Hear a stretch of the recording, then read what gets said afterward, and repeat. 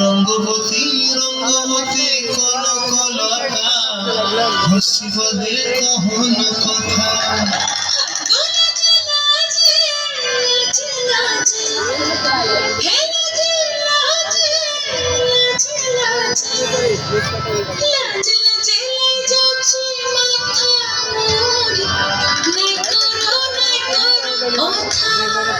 আরে মিত্র ভানু বন্তিয়ার কথায় প্রভুদত্ত প্রধান করিল সুর।